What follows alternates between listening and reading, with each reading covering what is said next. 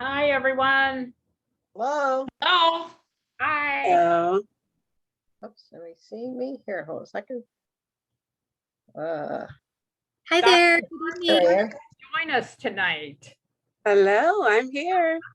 I'm glad you're here. I'm glad everyone's here.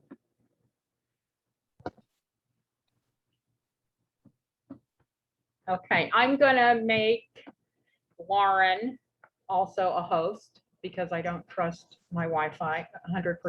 So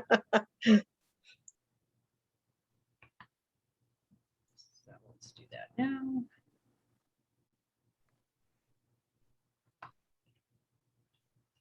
All right, you're a co-host.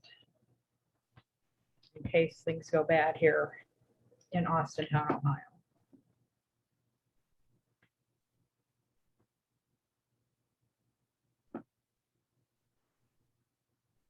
And I'm going to mute myself because I have a bunch of dogs and I know they're going to start barking as soon as we start the program.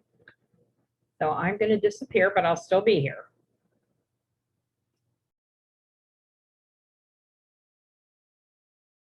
I'll start in just a couple minutes. I just had somebody text me asking for the link, so I'm going to send it to them and give it a minute and then we'll get going.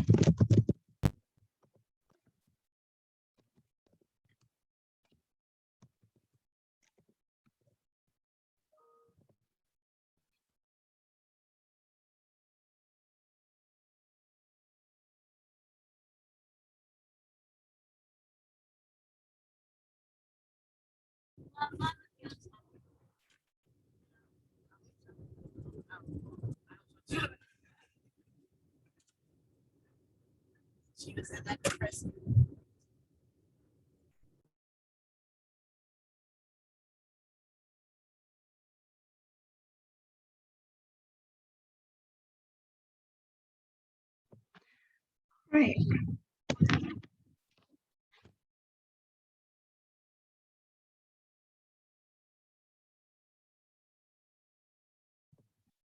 Thank you.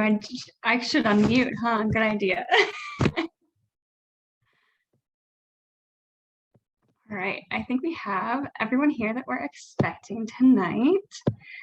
Thank you all so much for coming. I'm so excited that you guys are here and able to join us and chat a little bit more about your background and give some advice to some people who are maybe looking to pursue similar careers.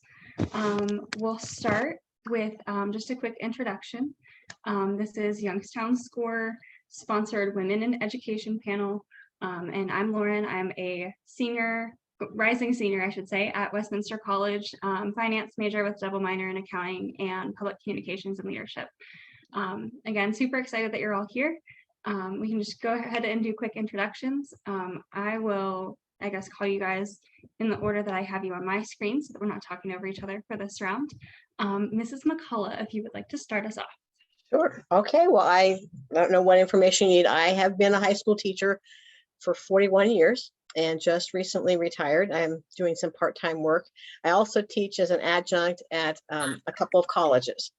And I pursued a bachelor's degree and then ended up getting my master's so I could do the college work. I don't know what other information you need, Lauryn, but. Can you tell us what you teach? Okay, I teach physics and chemistry and astronomy, geology, and I've taught a few other things, but those are the primary ones. And she's great at it. Thank you. Thank you. Dr. Nelson. Sure. So I am Christie Nelson. I am originally from the Youngstown area, but now live in New Jersey.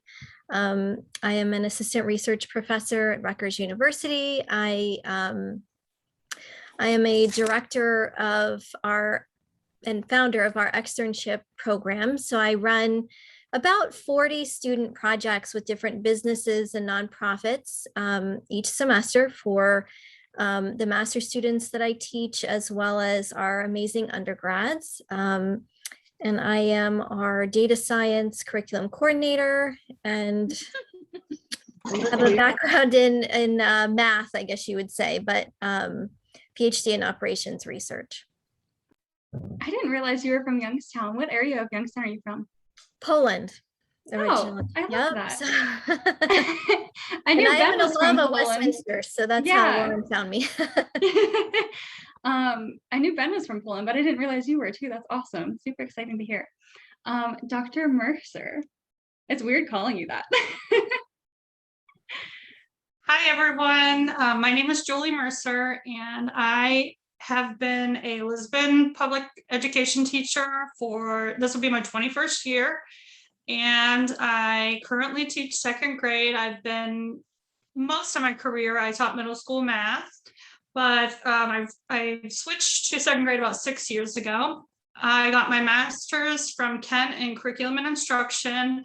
I then went on to get my doctorate at the University of Findlay in educational leadership. And in the fall, I will be going back to Findlay to get another master's in principalship.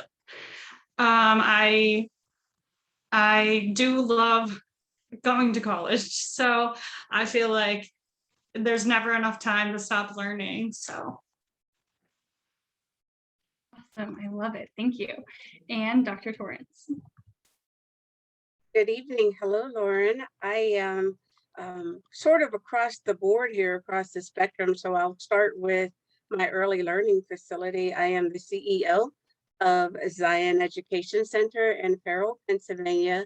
We provide high quality early learning educational opportunities and free opportunities, I should add, to children as early as 6 weeks all the way through age 12. We also provide after-school meal services to elementary students who are in after-school programs free of charge. I also have an AmeriCorps host site certification. So we provide educational opportunities for seniors and also college students to actually come back and serve in underserved communities, receive a cost of living allowance, and an education award that is eligible for any scholarships at any college or university in America. And then during the school year, I'm teaching organizations and management at Westminster College. Had the awesome privilege of teaching Lauryn, my star student, in the spring semester. And that is how we met. I have a PhD in instructional management and leadership from Robert Morris University. All of my undergrad is in business, and that is from Penn State and Geneva College. Awesome, thank you. And you were great at teaching that class. I'll follow up with you offline on some other things that class sparked for me. Long story, but Okay. excited to share, of course. If you guys could, you kind of briefly touched upon it with your educational backgrounds, but if you don't mind going a little bit more also into detail about, your career path, maybe what made you choose education as a career, and really how you got to be where you are. And I will let you guys go in whatever order you'd like.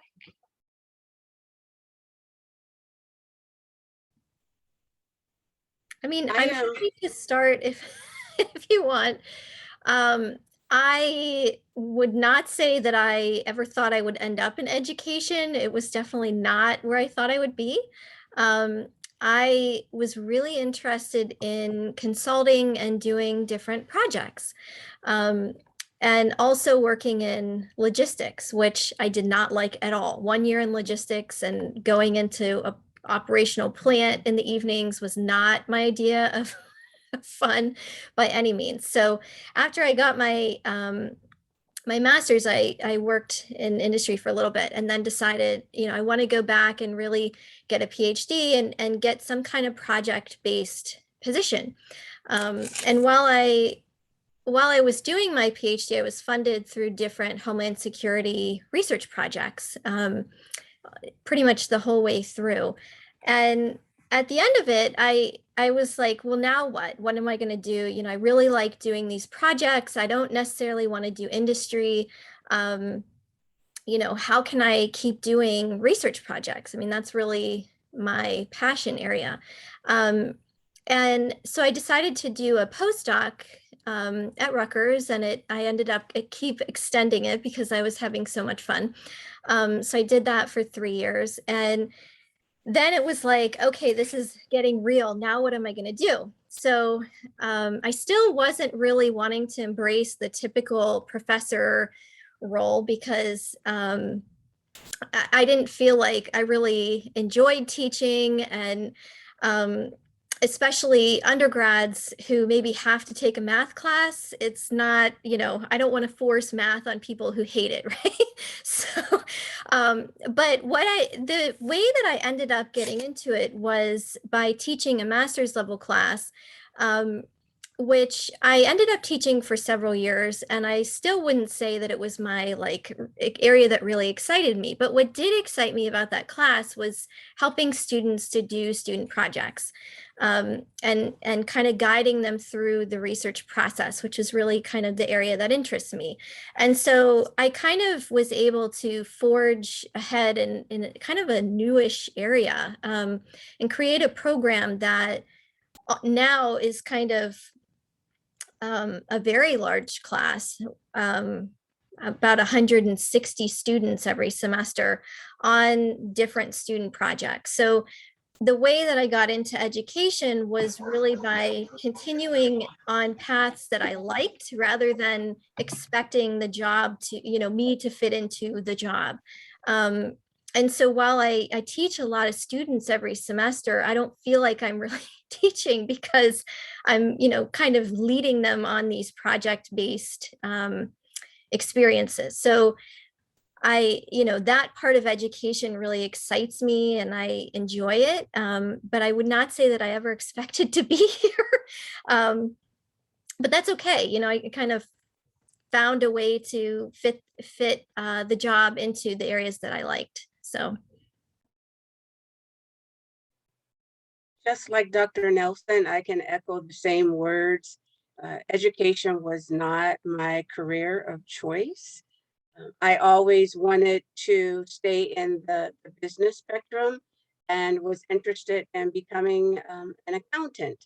I worked, I believe, 3 years at the Federal Reserve Bank in Pittsburgh right out of high school, where I was managing billions of dollars of check processing on a daily basis and posting that information to the United States Treasury. And I was so young, I didn't even understand the responsibility nor the accountability that had been assigned to my fingertips. Unfortunately, I was doing all of that without a degree. And when I decided to go back to school, I chose business and ended up opening up my childcare facility in my home in 1997 because I was single mom and pregnant with my second child. So I knew I had to have a career choice. That career sort of blossomed over the years. I was able to utilize my business skills and apply for government contracts and grants. And what I did is I ended up hiring a team of educators, right, to meet the educational goals at my facility. But I had learned so much in the business field that I wanted to help others reach their full potential in business and in entrepreneurship. So I sort of have the best of both worlds where I can still focus on business, but I have my educational platform at Westminster where I can help those young adults reach those goals, and at the same time empower my staff at the early learning facility to help reach the educational goals of our young children.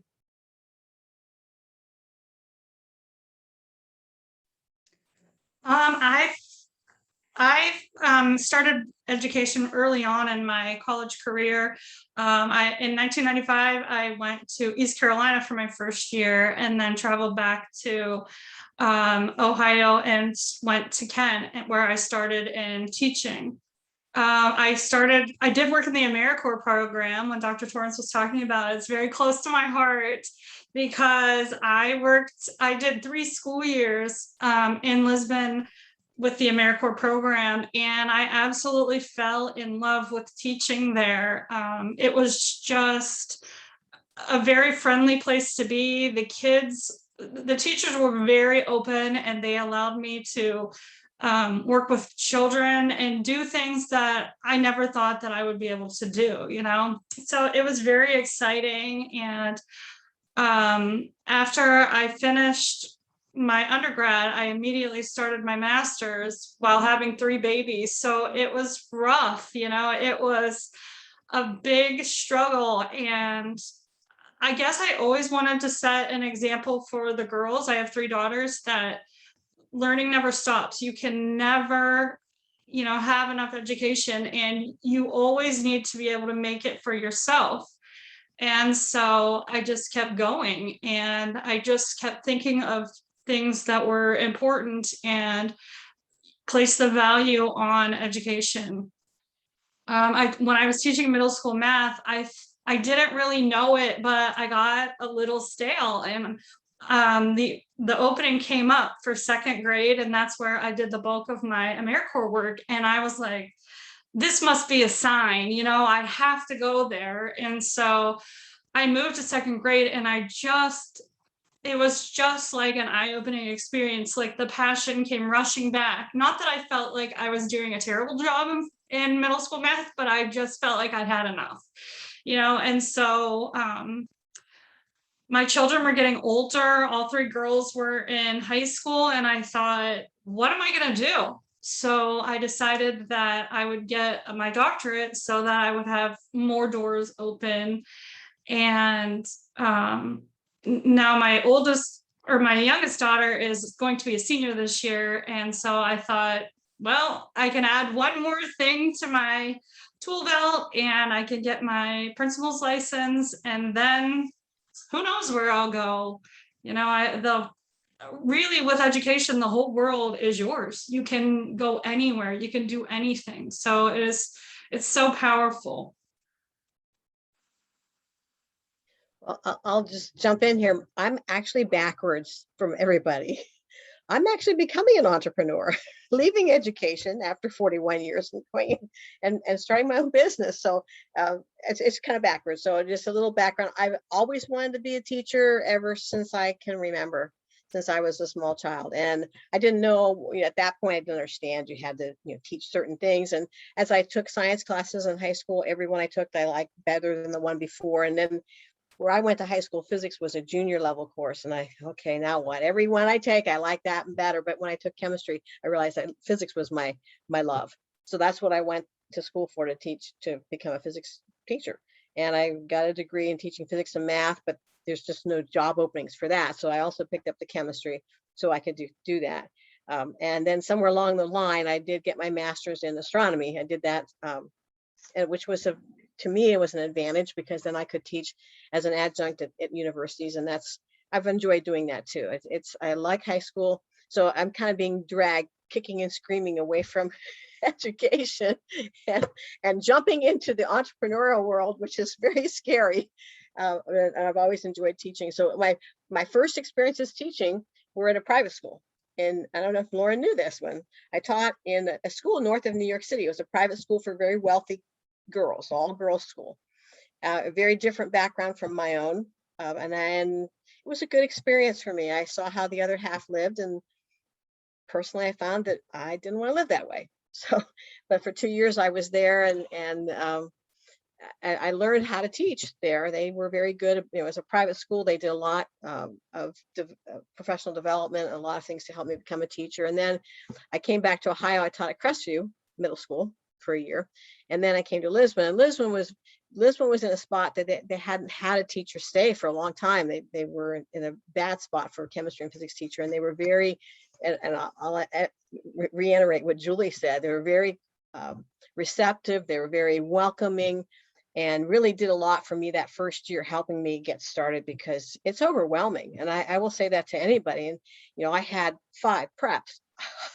That's just ungodly, but they were very good about giving me time the first year, especially giving me a little bit of time to get things started. And so it's just some, you know, money for equipment. I couldn't have asked for a better career choice. I know it's a small school, but it's having seen both worlds, I never have regretted being in a small school.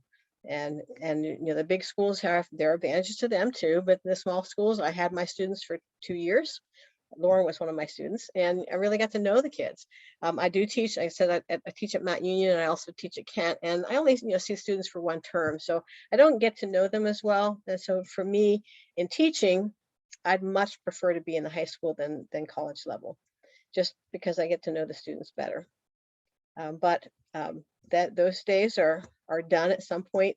It's time to move on. And so one of my new venture is I'm growing dried flowers, and I'm going to be selling wreaths and dried flower arrangements. And I'm learning all the ins and outs and how to do this. And so it was kind of interesting, Lauryn, when you asked me to be on this, I thought, oh, maybe I should be on the other one. How to start a business. How should I do this? But my first love has always been teaching, and I know that I'll keep doing that as long as I'm viable. But at some point, you have to find other things. So I have never regretted my career. And those of you out there that are looking into education, it's hard. Education gets a bad rap because pay scale, respect. But there are jobs in education which give you both. And I really encourage you, if you're thinking about education as a degree, it can be a very worthwhile experience and can be very rewarding for you. It's a wonderful career. It was great for me when my children were little. I had the same schedule that they had, and that was very helpful. Where you may say, well, we have 3 months off. We really don't have 3 months off, but the schedule is very flexible in the summertime. I really would encourage, if anybody has any questions about, what's it like? I'm a woman in a non-traditional field. Physics and chemistry is definitely not something where you see women. And that's had its issues, but it's something you can do. So anyway, if you have any questions about that, I'll be more than happy to answer them. I have to tell you, Mrs. McCullough, when you said that you were starting your own little business, I automatically assumed that it was going to be something knitting related. Well, that's what my daughter keeps saying. Are you sure you want to do this with knitting? No, I don't. And so what you didn't know about me is I do a lot of gardening, and I've been planting flowers for years, but this is the first venture into growing dried flowers and dealing with the weather and feeling pressure because I don't have enough of this. And oh well. Yeah, awesome. For those of you that don't know, Mrs. McCullough actually teaches students how to knit. When I was in high school and I had her, we started our own little actual organized club, knitting club. And it was really fun to see football players knitting before games just as a de-stress kind of a thing. But yeah, it's a great life skill that I never thought I would have, but I do now just because I had Mrs. McCullough as a teacher. The funny thing about that is many of you went off to college and started knitting clubs.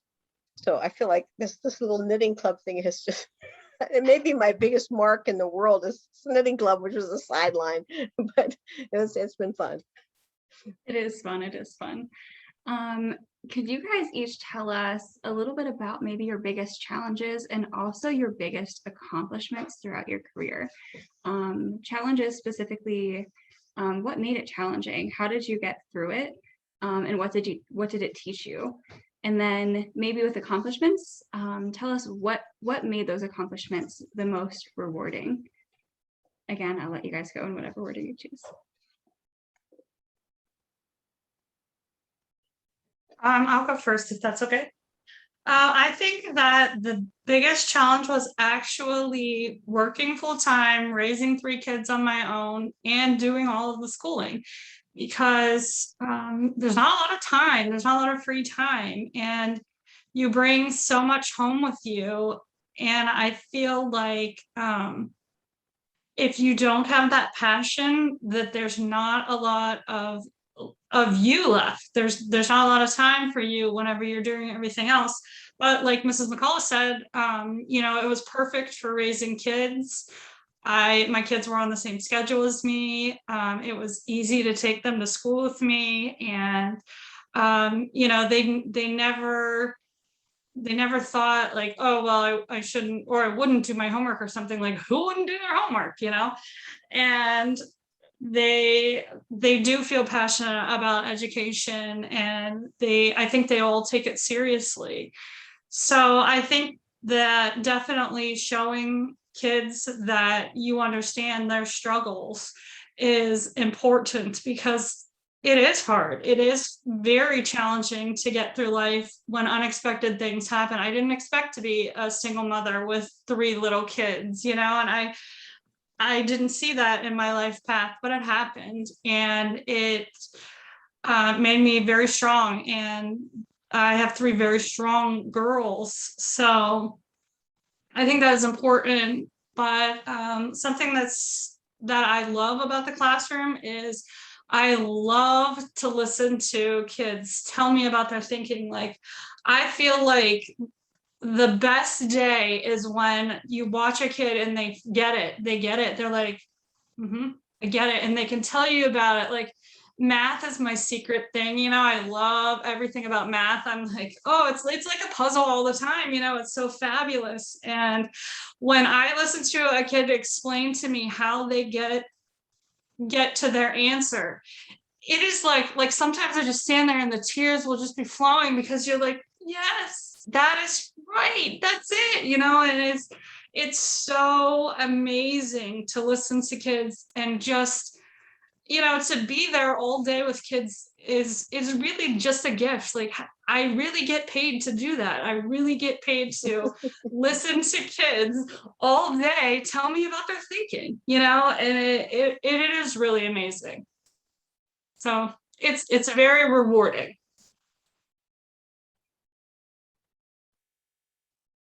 Well, I'll jump in here. Challenge.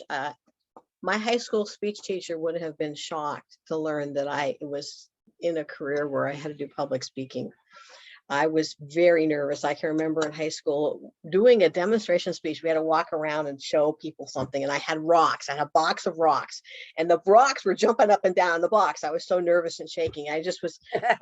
and so that was, it was, for me, the challenge was overcoming that. I mean, I do a lot of, it doesn't bother me anymore, but it was really hard. And being in front of a classroom, I had to be super well prepared. I always had all the problems worked out, because I would, what am I going to do? I blank out. I mean, I just would get lost. And so I would have everything. It's like my crib notes or something. And I got past that. But that was, to me, the biggest challenge, is actually being in front of a classroom and public speaking.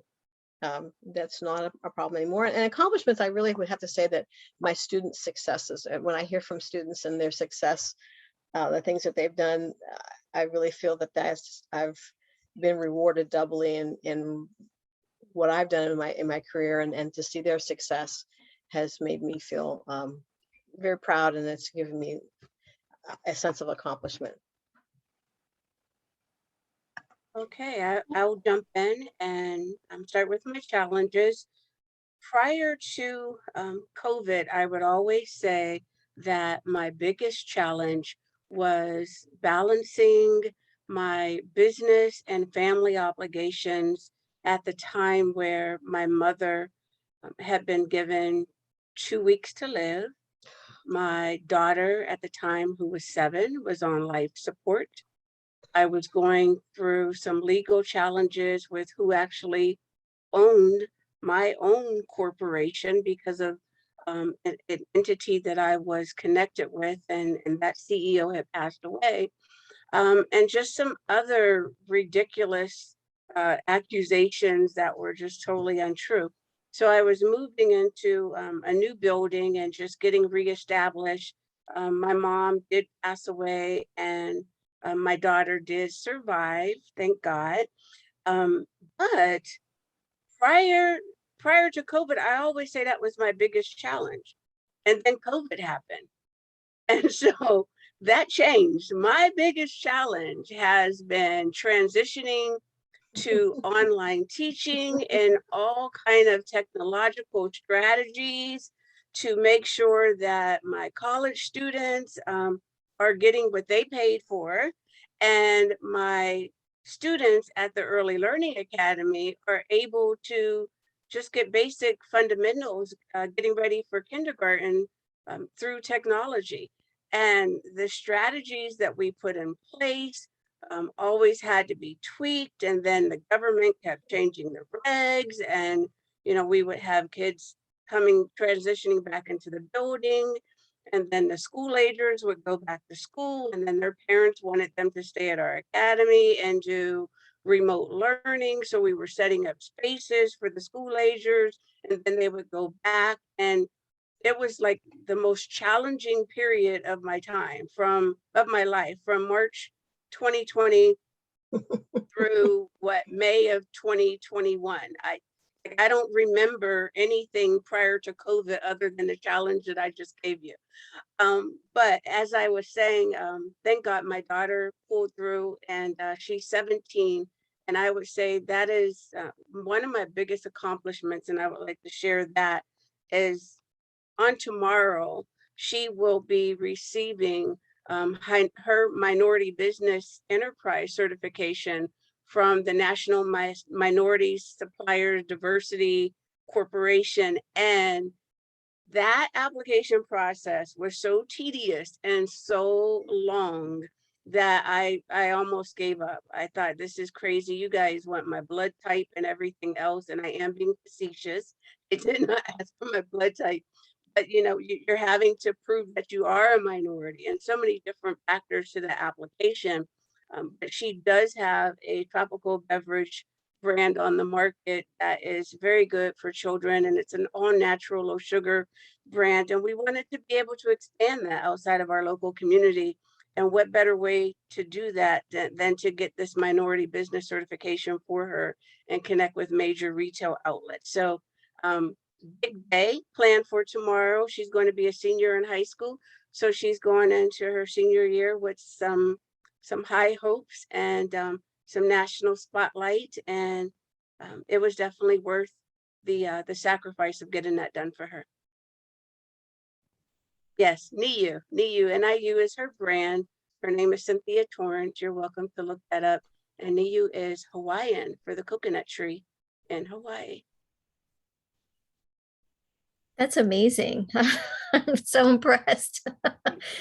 So I guess I'll go. And I have to echo your statement about, you know, pre-COVID, I had a certain like challenge, and after COVID, it's like life has just totally changed. So before COVID, I mean, there was a lot of, you know, just getting people to take you seriously as a woman in a STEM field, where at points in my career I was the only woman in the room, and you know, not only the only woman, but most of the men were in their 70s, so much older than me. So you know, you add those two things in, and it's hard to get people to take you seriously, no matter what your ideas are and what you're saying. And so, you know, I would, you know, dress up to meetings and just like come really prepared and, you know, try to really always come in being the most prepared person in the room, which I mean, paid off, but it was, you know, it's unfortunate that it had to be like that. But in doing that, it prepared me to get buy-in for the new program that I put in place, to do curriculum reform for 2 different master's programs that I'm working. So, I mean, I feel like, you know, it set me up for success, but having to really prepare and have strategies for that was definitely a challenge. But after COVID, I will say that, first of all, going online was very challenging. And this is from somebody who already was partially online. So it was like, okay, this is how you use a webcam, not for me, for my students. This is how you look professional and have your mute button on.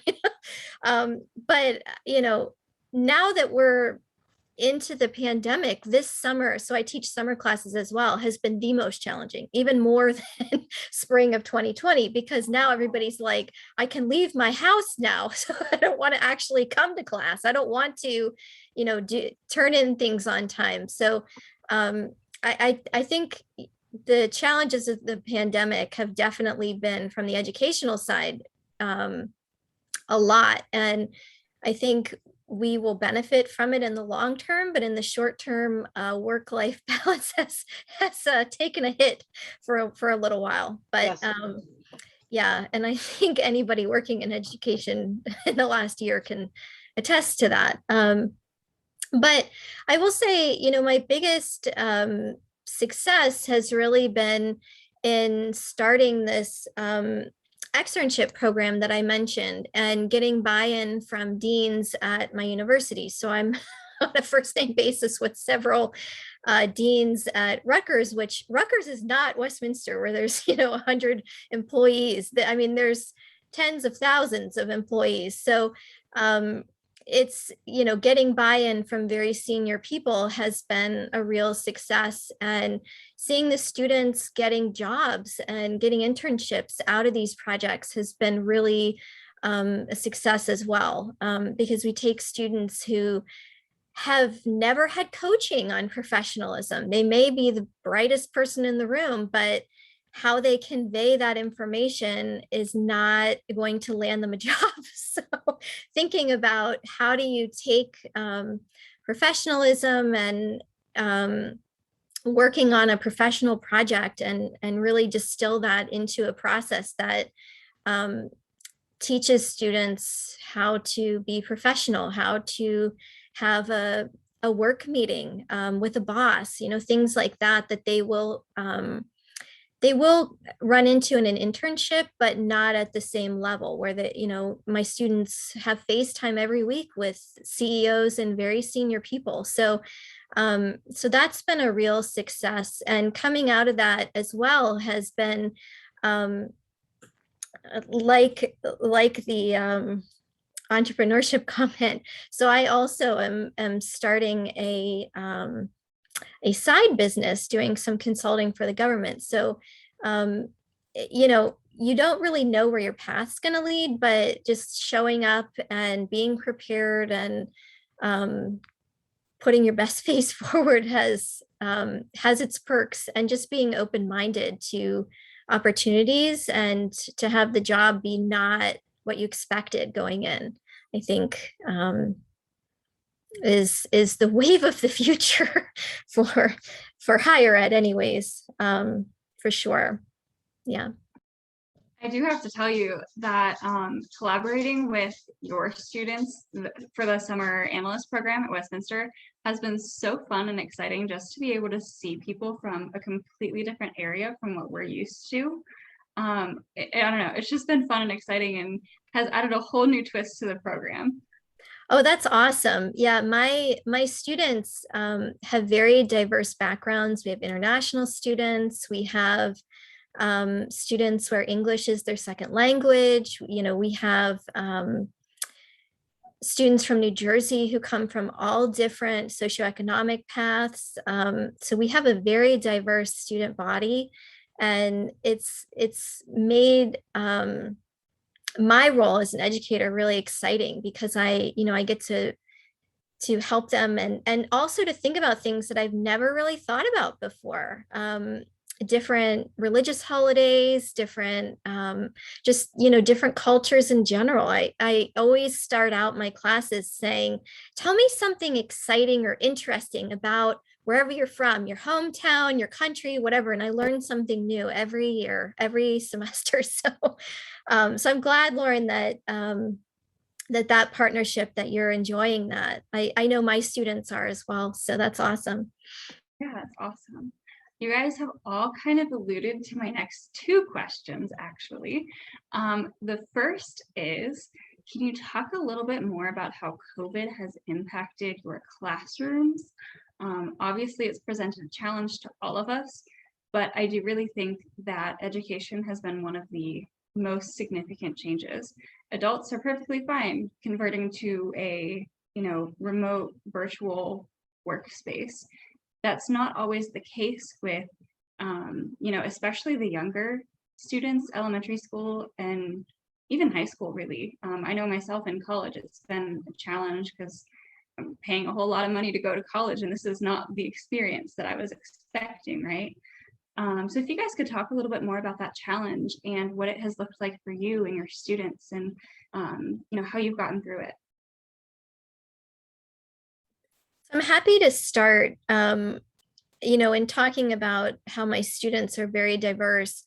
Some of the things that we've had to think about are the fact that some students do not have internet at home. Some students, or if they have internet, it's not great. They don't have maybe a webcam, things like that. And then other students have all the money in the world, right? So they have these really professional backgrounds and work setups that look like they're in a CEO's office. So how do you level the playing field for everybody and make it a fair experience? How do you deal with mental health challenges that have really emerged during the pandemic and is one of the things that I think I really was not expecting. So I have students with mental health issues even before the pandemic that emerge because I have a lot of working professional students who just have different challenges and, and students with existing mental health problems. But, just balancing the needs of everybody and trying to make yourself available and open to them. And so our program actually invested in kind of an online counseling app because we were having so many students just struggling either with mental health challenges or with the challenge of balancing remote work and remote learning and just feeling like they're on the computer for 12 hours a day.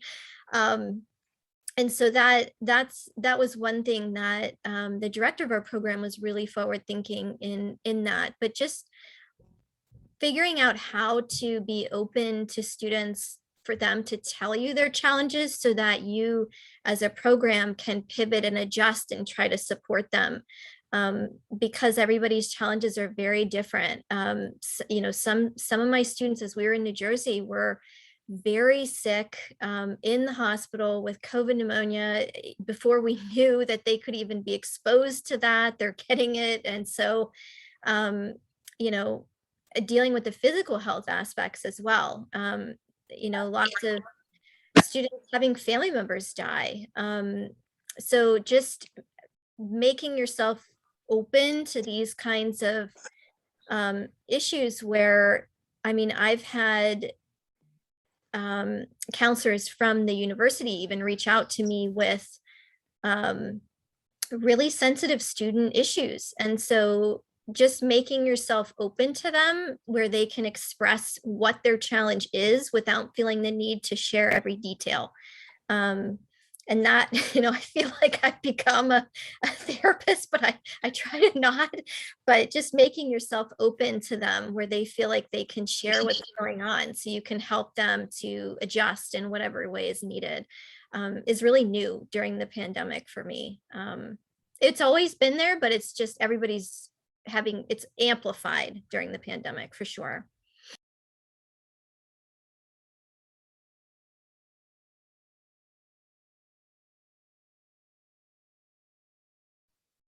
I think that the COVID time really affected the elementary population. It was very difficult to get 7-year-olds to actually be accountable. It's very difficult to say to a 7-year-old, you have to be online at this time. And there wasn't a lot of parental support in my classroom. So that was challenging, but probably the biggest challenge was me. I was not prepared to teach online. I didn't know how, I didn't know what I was doing. And so I think that was very challenging. Now, in this school year that we just had, we had a few times where we were online and it went a lot better. I was more comfortable. I felt like I knew what I was doing. But again, the kids, it was very tough just to get them to be there and actually do what they were supposed to do. Everyone wants to show you their animals and, what their bedrooms look like and things like that. And it was difficult to say, okay, we've got to put those away and talk about reading, or, to get them to do the things that they needed to do. to come online and talk about them was difficult without the parental support. You know, if you had 20 kids, maybe 6 of them did what they were supposed to do. Maybe you only had 6 show up for the class. So it was very challenging. And I feel like teachers lost a lot of sleep thinking about what's going on with my kids. You know, what am I going to do to catch them up to, you know, these other kids that actually have the support, that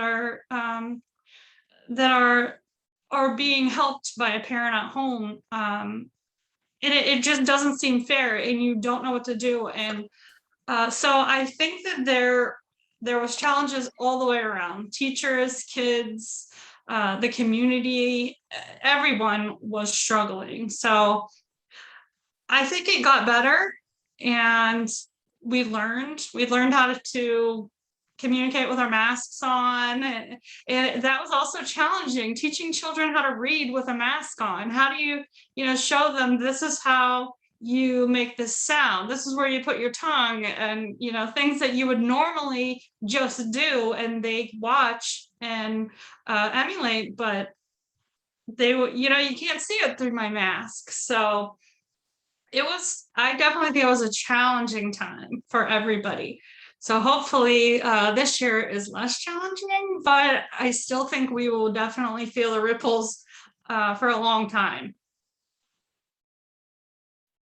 So Lauren, if I may chime in, let me start here by saying I already kind of made mention to how COVID negatively challenged and impacted my organization at Zion Education Center and of course at Westminster. But I would like to transition to how it positively impacted, especially Zion Education Center. We became grateful for resources that really helped us get through COVID. The power of partnerships in my local community and the compassion of those community leaders who are in charge of making decisions that just wrap their arms around us to make sure that we had everything in place for our children to remain safe is something that I shall never forget. One, for an example, Primary Health Network has health facilities across Pennsylvania, and I reached out to their chief medical officer, Dr. George Garrow. He made sure that we had a community health worker at the front door of our facility for an entire year, every day, for 2 hours, just doing COVID screenings and manning what we call the kiosk there, making sure that our children and their parents would pass the screening before they enter the facility. That was a powerful resource that we had in place, something that I'm very grateful for, because without that, I don't feel as if our parents or my staff would have felt safe. So that right there definitely impacted the morale in our classroom and also their mental health, knowing that they were safe. Also, the partnership with the parents I thought it was very positive, especially with the technology component. One, because sometimes before COVID, they couldn't make a parent meeting. We were closed, or, the kids may have had a doctor's appointment. There were always reasons. And we were then now able to do our parent conferences, in a Zoom or a Google Meet or something like that. So it gave us unlimited opportunities to connect with our parents at their level and still meeting our expectations. So that was positive. And then there's always those ungodly snow days, right, that we have to make up in the state of Pennsylvania. Well, now all the kids had iPads. So, they were taking iPads home every day anyhow, because they would do small groups so that we could shorten our day. So they would take their iPads home every day for small groups. And then if there was a snowstorm, they already had their iPads at home. So we were able to still connect with them via technology. And then my favorite piece was, although we were still in person, there were maybe like 3 or 4 families that wanted their pre-kindergarten students to engage in early learning activities from the home setting, and we respected that. So to have the tablet set up in a classroom, and you could interact with the children at home, but there was still like 15 to 18 in the pre-K, a circle time area. It was like romper room on steroids, right? There really was a magic mirror, right? It was an iPad, and the teacher could talk to you and you could talk back to the teacher. And this happened 5 days a week. And it wasn't such, a challenge like it was for, I think that was Dr. Mercer that said that, like the elementary students for early learning, this is what they do when they're home anyhow, right? They're watching all the interactive things on Disney and Nickelodeon. So that's second nature for them. They just actually knew the teacher and the students that they were interacting with. So that was my fun part of that whole COVID piece, coming in at 9:30 and getting in front of the iPad, dancing with the little kids, and then going back to my office because I'm not the educator, I'm the business person, right? So that was the positive side of it. Well, I will have to say that sleep was just non-existent. When we first went into COVID, I was getting 4 hours of sleep. I'd wake up, how am I going to do this? How am I going to do that? How are we going to do this? And it seemed to me, at least the spring of, 2020, things went better. Well, I have high school students now. I got juniors and seniors, and I guess they were all just, this is novel. They were at home. We just did it because they didn't. And then they kept hearing in the news how hard this is on kids. And it became hard on them. And I don't mean to put down the little kids because I know that's harder for them, but really the high school kids, that shouldn't have, it really wasn't that bad. But in the fall, and actually probably what ended my career is COVID. I would have to say that that's what did me in. But there were some very positive things. I had students who needed extra help, and typically that happens in chemistry and physics, and there's no time in the day. There's no time in their schedules to come in and get extra help. And they can't stay after school because they've got sports. But with this now, and if I was in the classroom, we'd still do this. I was tutoring students on Sunday, Saturday, whatever. When are you free? What time can we meet? And we would do that. So they were getting help that way. I have had a couple of students who've always had attendance problems. And you're right, emotional issues were there beforehand. COVID didn't help that in any regard, but I was recording my class so they could participate, they could watch and not be on camera if they were home. And so they could do, I had one student who was hunting in the woods on his cell phone, taking part in class when he was hunting. And another one on his way to Ohio State for an interview, and he was working with his lab partners remotely. So there were things that were very positive that way. So some good things. And the one class I teach at Mount Union is an evening class, meets 7 to 10 at night. And so they were on Zoom meetings, and I would put them in breakout rooms, and they would work as a group on their lab part, because it's a classroom lab situation. And this one group raised their hand, and I took a while to get there, and I came in, I said, I'm sorry, it took a while. Oh, that's okay. We're just sitting here chatting. They were chatting via Zoom. They weren't in the same rooms together, but they were sitting there chatting. So I said, well, you guys really have seemed to really like this. What do you think next fall? I have to make a decision pretty soon. Am I going to do virtual, or if I'm going to come in? And what do you think about it? And then one girl says, well, does class meet the same time? I said, yeah, it's 7 to 10 at night. Well, personally, I don't like walking across campus at 10 o'clock at night, especially in the wintertime. I'd rather be in my dorm room in my jammies taking class. I never thought of it from that point of view. And where I teach, the girls have to walk they have to walk all the way across campus at 10 o'clock at night. And if they're taking a test and they're the last one there, they're by themselves as they walk across campus. And that, with the uncertainty of where things are going to be, I just went ahead and said, I'll do virtual in the fall, and we'll see where it goes from there. So there have been challenges. I learned a lot, how to teach online. I think I got very good at it. But as Lauryn said, adults can be very good at it, but the kids some of them were great. Some of them really struggled, and some of them just dropped out. I mean, they just quit. They couldn't do it. No matter how hard we tried, they wouldn't, when we were in the spring, they wouldn't come into class. They wouldn't. So it was, and that was high school students. So the technology wasn't a problem for them. They had their computers. So COVID really changed the face of education. And I'm afraid it's going to have changed us for a long time. And I don't know where things are going to be in the fall. I know Kent is requiring masks for anybody in a building this fall. That's what we were told. So I don't know what's going to happen at the schools. The CDC is now recommending masks. So I don't know. I will say the very first day of class, seeing the kids in the mask, they just look wiped out, because walking up and down the steps, they're huffing, puffing, it's hot, and they get this mask on. They were just, you could just see, all you could see were their eyes, but they were totally miserable. So I will say, Rutgers has been online since the pandemic started, has not returned yet. We're supposed to return in the fall. So you may not. Do you think wish you us will? luck. Will they? Or Well, they're saying yes, and our governor is pushing it, and we're a state school, so there may be a political side to it. Sure.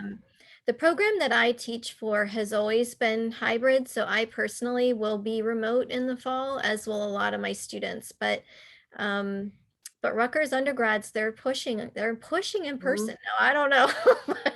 We've been online since March of 2020, so we'll see. That'll be a real change.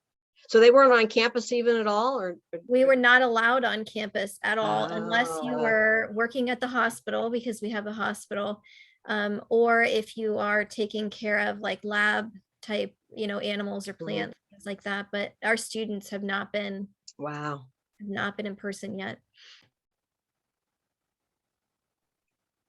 So many awesome things there. Thank you. Next question, which some of you have alluded to, especially, I guess, those of you that have also worked in areas that are much more dominated by the male gender. Can you share more about, what it was like being a female surrounded by males a lot, and maybe how do you overcome that? What's that like? How do you get them to actually listen to the things that you're saying and value your opinion? Well, Lauren, I'll jump in here, because this is something that's been happening to me for years. And it really, the initial meeting with somebody, until they get to know you, it's really hard to break that barrier. Once they get to know who you are, I don't feel like I have a problem. They know me. But when I am in the setting where I meet somebody new, just as a sideline, I mean, it has nothing to do with education, but I do astronomy, and I go to astronomy club meetings, and my husband comes along, and I'm the astronomer, not him. I'm actually, I teach astronomy, and there will be people I'll meet, they'll say, oh, it's so nice of you ladies to come support your husband's hobbies. Or looking, yeah, that happened last year, as a matter of fact. And I'm the president of our astronomy club. I just kept my mouth shut. And then there was a telescope that somebody had set up, and I was asking questions, and they were going into great, oh, well, this is a special scope that does this. And I said, oh, is it a hydrogen alpha? Does it do that? But where I'd like to say that it has gotten better, but it really hasn't. All it's changed is I show them by example that I know what I'm doing. And after a while, they get used to that. I never have anybody question me in my own personal life in astronomy or, at school, but I did at first. And when I meet new people, I still do. And I don't think that's ever, I don't know, that's not going to change in my lifetime.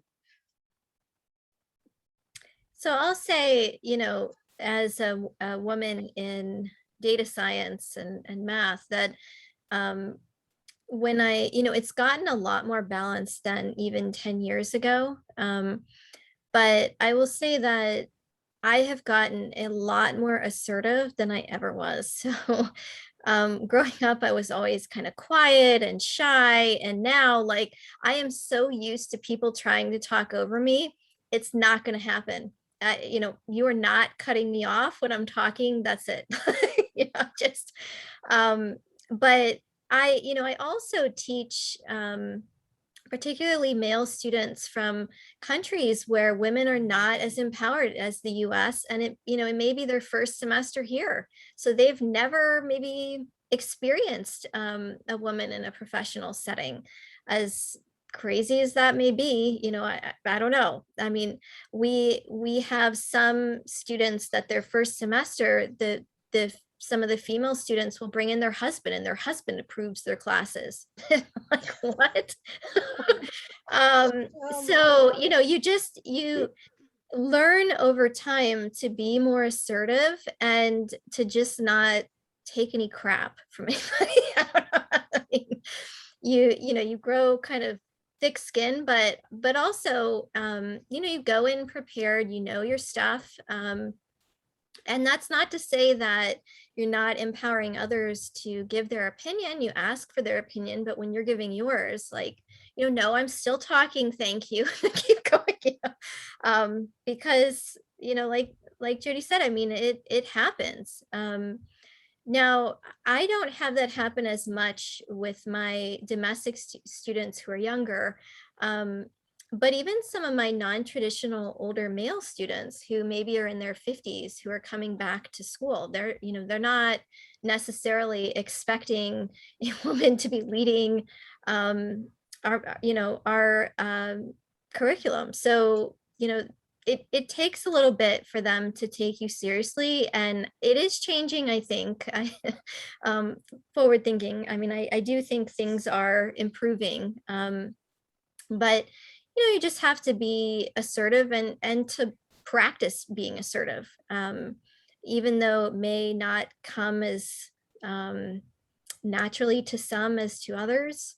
But and also, if there are other women there, one strategy that I've read about that works for both women and men is to, you know, say, thank you, Lauryn, I agree with what you said, restate it, and just kind of support the other person in a meeting, and to restate someone else's kind of view. I mean, if you agree, obviously don't if you think it's wrong, but just to support other women in the room, or other you know, maybe non-binary people, or other people that you feel like are not being taken seriously for whatever stereotypical reason. So I don't know, that's those are my tips, who may or may not always work, but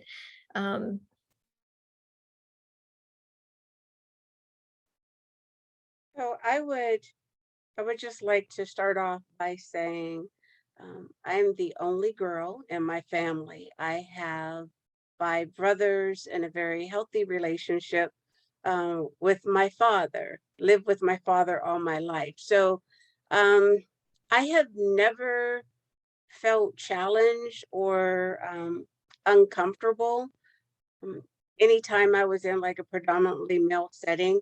Now, understand in early childhood education, at the preschool and the pre-K level, there aren't very many males in that profession, very female driven. I often say we need more teach hims instead of teach hers. That's just the way it's spelled, H-E-R at the end instead of, you know, maybe H-I-M at the end.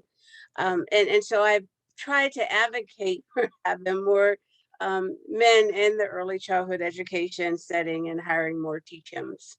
But in the meantime, that all changed for me when I was hired at Westminster in the business department for business administration. And I do, Lauryn, when I got invited to the first picnic at Professor Ligo's, not only am I a woman, but of course I'm a woman of color, right? So I am a double minority at this point in time, and people are asking me questions that I'm not prepared to answer at this point in time. So I hadn't completely started, and it was kind of uncomfortable for me. But after that, I realized there's 2 things that I always had to keep in mind, and that was my mannerism and my professionalism, and not be intimidated whenever I'm in a setting with people who don't look like me, because we're not the same sex and maybe because we're not from the same race. So I try to keep my mannerism as professional as possible, so that you hear me before you see me, and know that I can speak on your level, I'm very educated in business, and I'm not the secretary of the department. Like, no one has ever treated me like that, but I also want to make sure that I don't give you the impression to treat me that way as well. So professionalism, I always teach people, professionalism doesn't have a gender, it doesn't have a racial identity, it is a way of life, and we should be communicating the same way. We should be respecting one another. We should be supporting one another in a team environment. And Lauryn, you know, I teach diversity and I love talking diversity. And the strength of any team is having both male and female at the table. And I don't ever want to be threatened internally or have my confidence shaken because I'm the double minority. And I work hard at preventing that from happening, because again, I started with saying, I come from a home with my dad and 5 brothers. So I'm with 6 men, right? I should be used to this.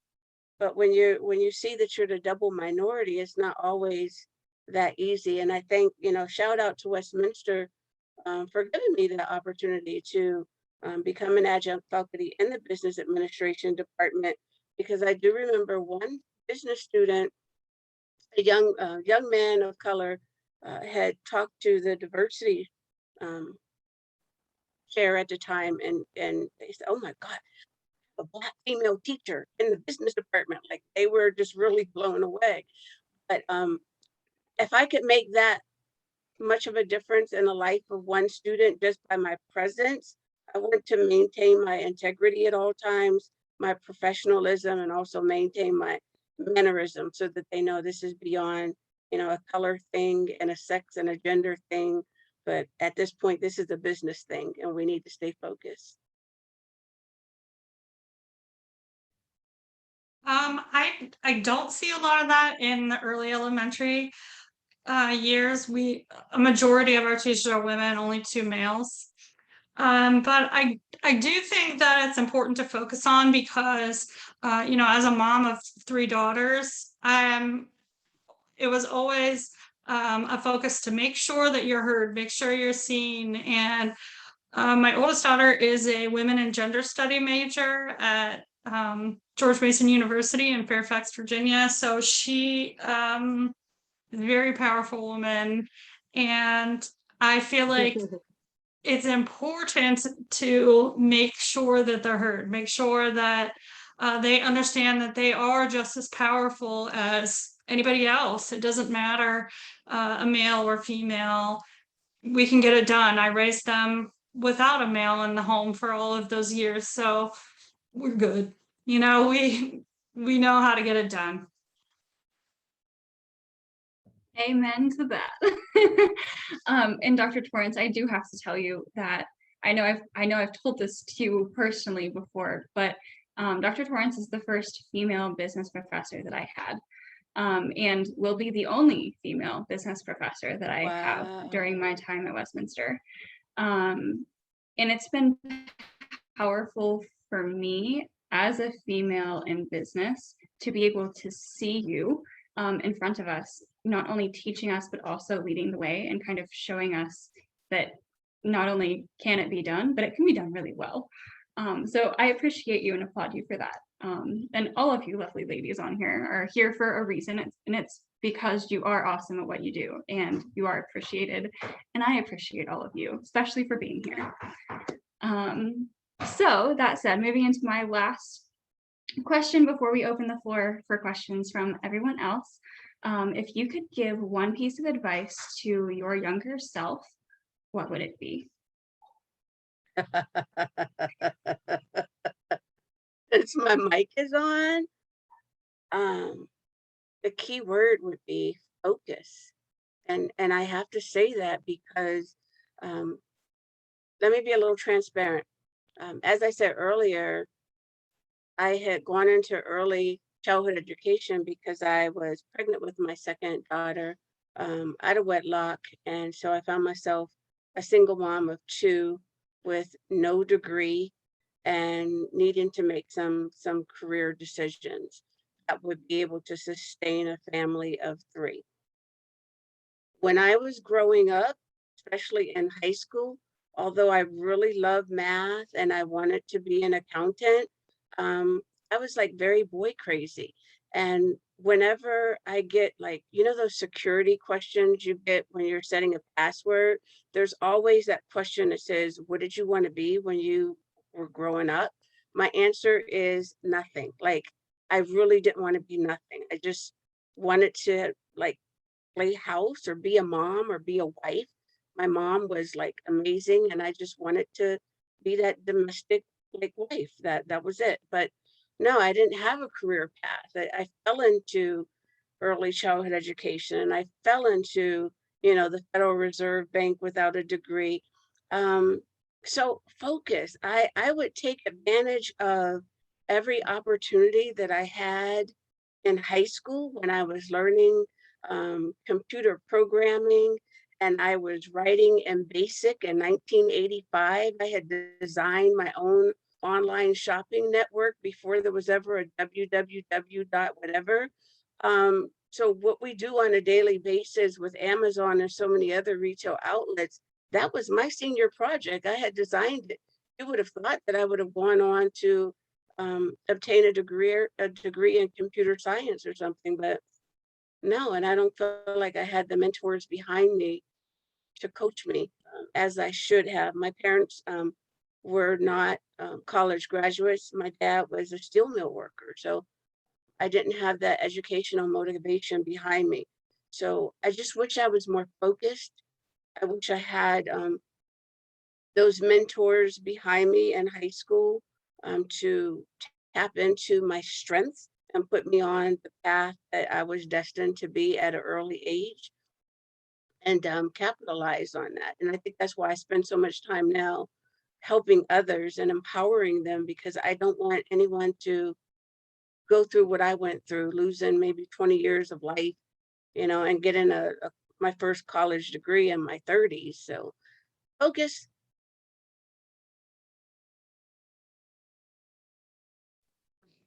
I think that if I, well, sorry. Go You ahead. want to go, Jodi? Okay.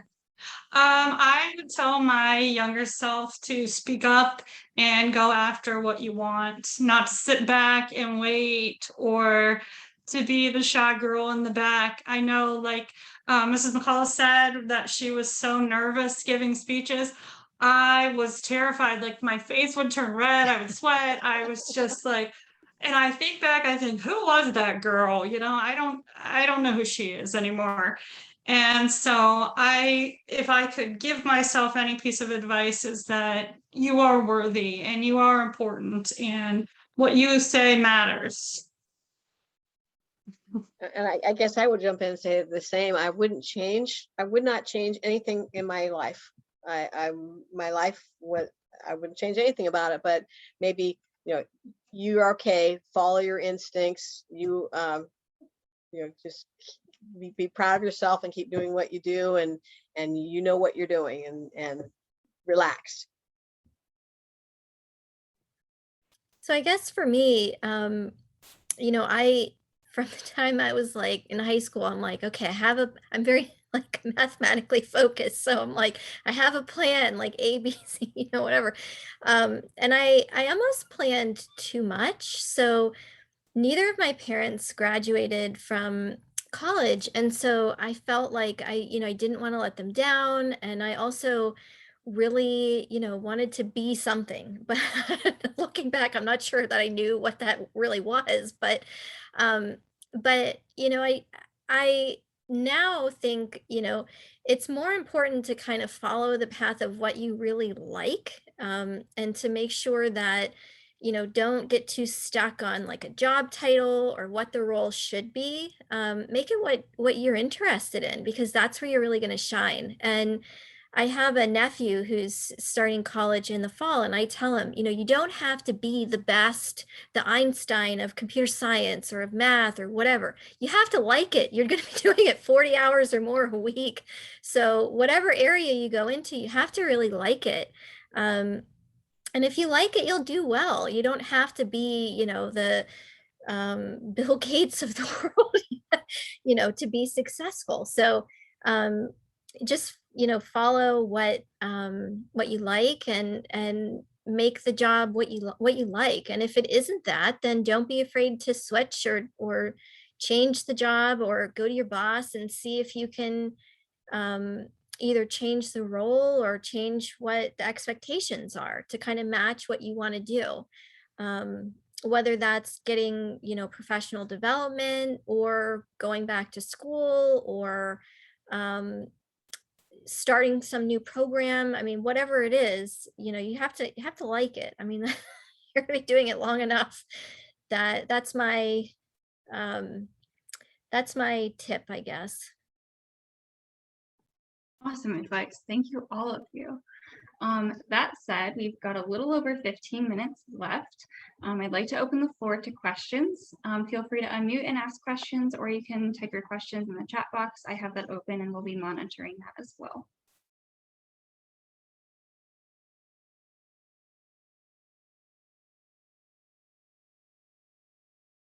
And don't be afraid to ask questions.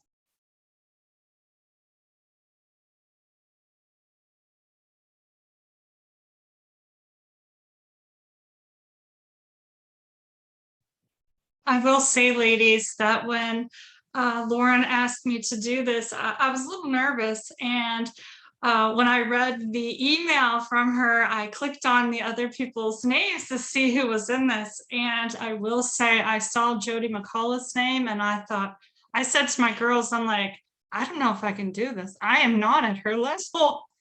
And so I will say that everybody, it is so amazing to be chosen to be on a panel with such influential women. So, now we are good, girls. We are so good. Well, we're glad that you're on. I'm glad that Lauryn asked me also. So Lauryn, I mean, kudos to you for putting this together and putting together this whole series. This is awesome. You're still a college student doing this. A lot of professionals can't do this. So, I don't know, all the credit goes really to you, Lauryn, for putting this together. This is just outstanding.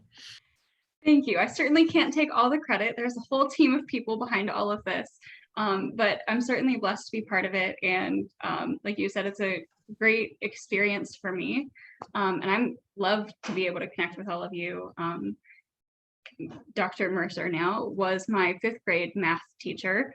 Mrs. McCullough, I had her for chemistry and physics in high school. Dr. Torrance, I had for organizational behavior, or whatever that class is called. And Dr. Nelson, it's been great to be able to network with you through Westminster.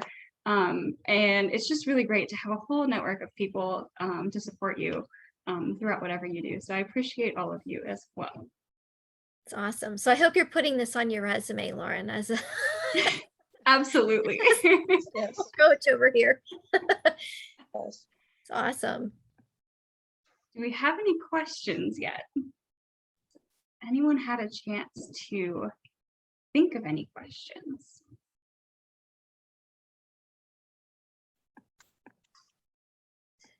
So April had, a couple of comments in the chat that I see, and you are right that there's not a time frame to success. And some of the people that are really who I consider to be some of my true mentors and people who inspire me are still doing professional work in some capacity in their 80s.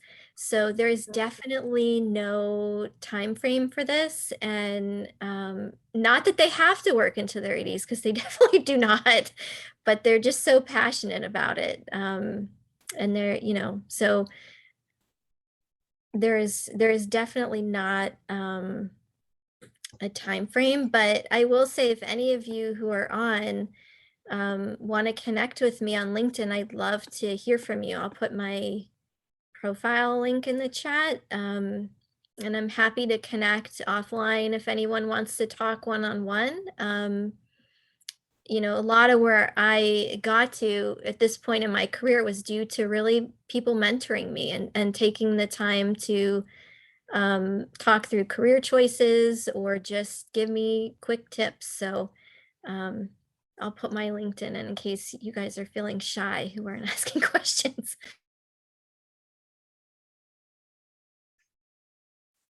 echoing what you said, Christy, I think I've learned myself in the last 8 weeks of the internship that I have, that I'm finishing up this week, really. But it's important to remember that a career path is not always linear.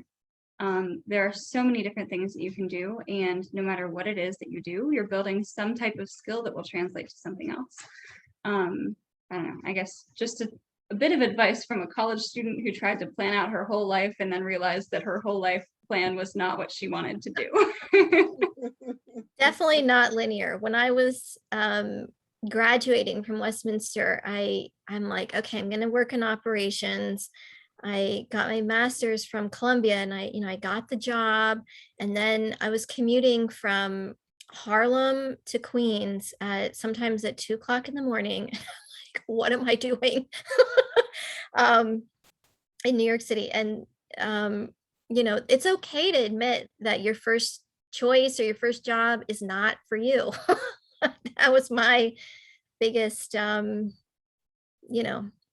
biggest thing, that I had everything mapped out. I was going to do this and that, and no, this is not for me.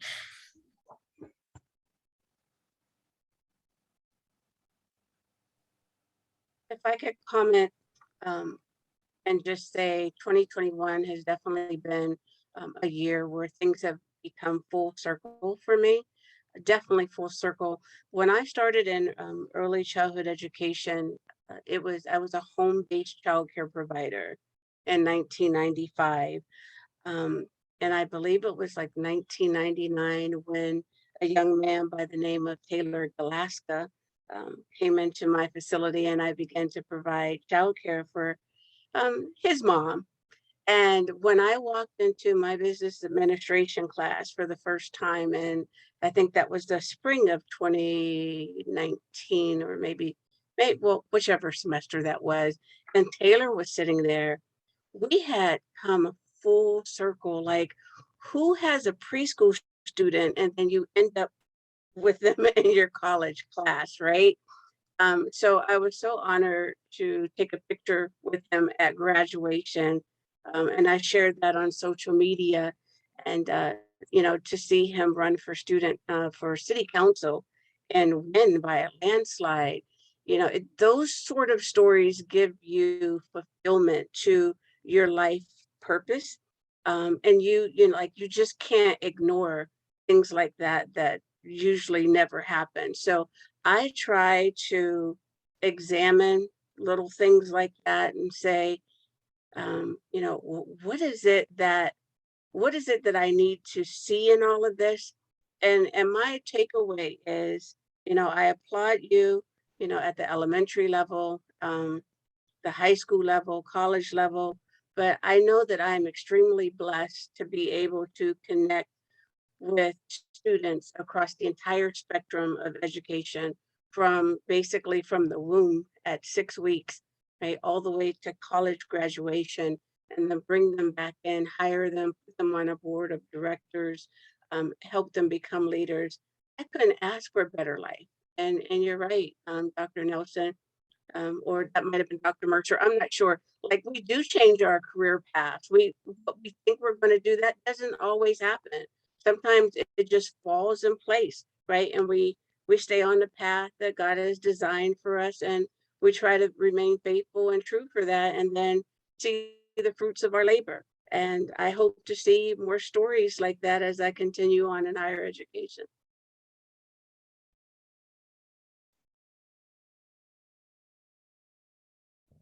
That is awesome. I remember seeing that post and I was like, wait a minute, Taylor had you for, preschool daycare? That's crazy. I love it. It really is a full circle story.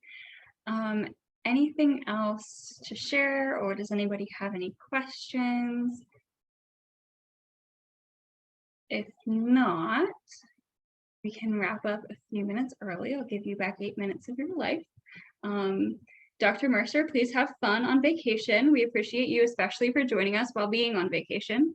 And thank you to all of you for joining us. This has been an awesome conversation, and I said it before and I'll say it again, so blessed to have all of you in my life. those of you listening, please feel free to talk to these people. They are amazing people, amazing mentors, and you can tell that they truly care about what they do. So with that, I will bid you all adieu and have a great evening. Thank you. Bye-bye. Thanks, Thank you, Lauren. everybody. Laura, for thanks, joining us. everyone. Good to meet everybody. Have a good night.